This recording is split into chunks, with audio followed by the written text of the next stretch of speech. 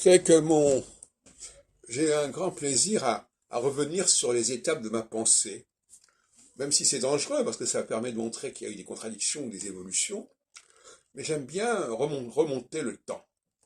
Et là, je voudrais le faire à propos d'un congrès que j'ai participé à deux occasions, des 11 et 12 février 1995, donc il y a près de 30 ans. Un congrès organisé par les amis de la CCE, Commission centrale de l'enfance, qui était dirigé par Casterstein à l'époque, je crois qu'il est décédé entre-temps, colloque Paris, etc. Et alors, donc, le colloque s'intitule d'ailleurs hier juif, progressiste, aujourd'hui juif, point d'interrogation. Je faisais partie de la mouvance juive laïque. Alors, j'ai fait deux communications. Une qui s'appelait Les Juifs immigrés de la deuxième ou de la troisième génération et la France. Et une autre communication qui s'appelait La problématique identitaire des Juifs français. Je voudrais revenir là-dessus, sur ces deux textes qui paraissent dans ces actes du colloque de 95. Alors, on va commencer par le premier, que j'ai fait en séance plénière, Problématique identitaire des Juifs français, page 49. Alors, je ne me souviens plus très bien de ce que je disais, mais je vais le découvrir avec vous, si on peut dire.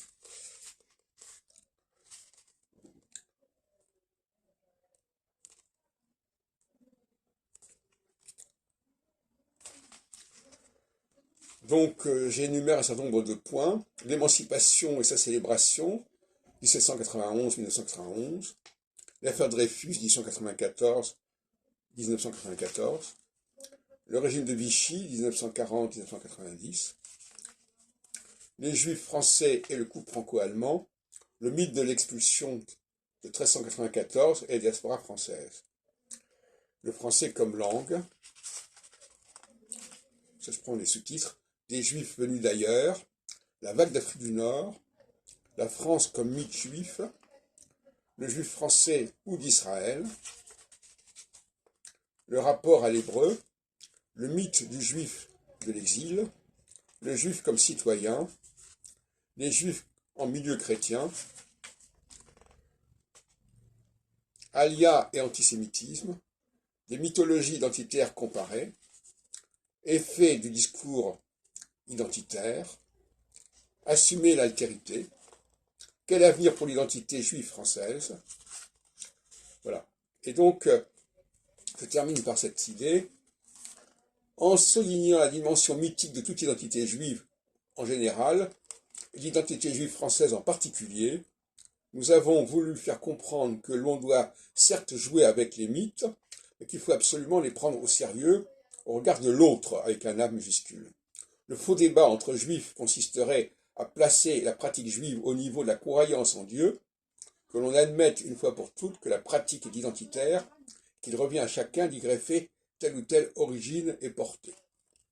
Bon, alors je ne ferai pas de commentaires sur ce sujet, et je vais passer au deuxième texte, en vous incitant bien entendu à vous procurer cet ouvrage.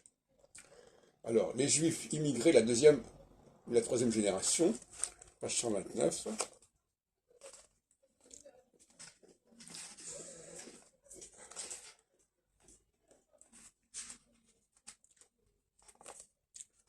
Alors, notre étude ne saurait être considérée comme un témoignage personnel, étant donné que précisément nous ne appartenons pas à la catégorie susvisée, celle des Juifs de la deuxième, troisième génération immigrés. C'est précisément avec un regard extérieur que nous avons souhaité conduire notre enquête, puisque nous appartenons précisément des deux côtés de la famille, à la famille des Juifs de souche française très ancienne, Alsace-Lorraine et Provence. Alors, donc là je prends encore une fois les sous-titres.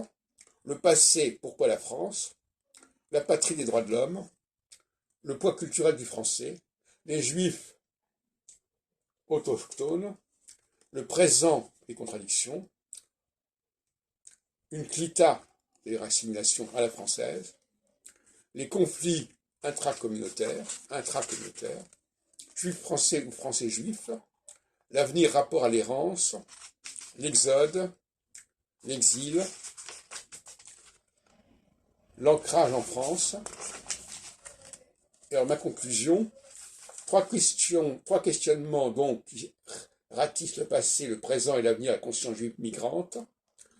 Mais il est très probable que le discours de ces juifs de la deuxième ou troisième génération est probablement à distinguer de celui des juifs immigrants en France de la première génération. Qu'est-ce qui a été occulté au niveau des motivations à celui du vécu en France? Qu'est-ce qui a été recomposé, refoulé? Qu'est-ce qui a été transmis et qu'est-ce qui n'a pas été?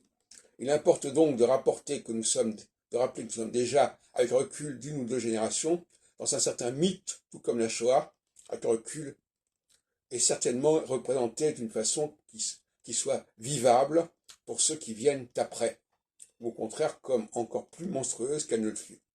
L'histoire des Juifs ne saurait être simplement factuelle, elle dépend largement des grilles de lecture utilisées tant par les Juifs que pour les non-Juifs. Pour les Juifs, c'est une histoire existentielle, dans la mesure où le Juif se perçoit, se définit à travers cette histoire. Le Juif hésite toujours entre une histoire réquisitoire où il se sent victime, une réquisitoire, et une histoire intégrative qui refuserait tout ce qui amènerait le Juif à sortir de l'histoire. Voilà. Donc, sans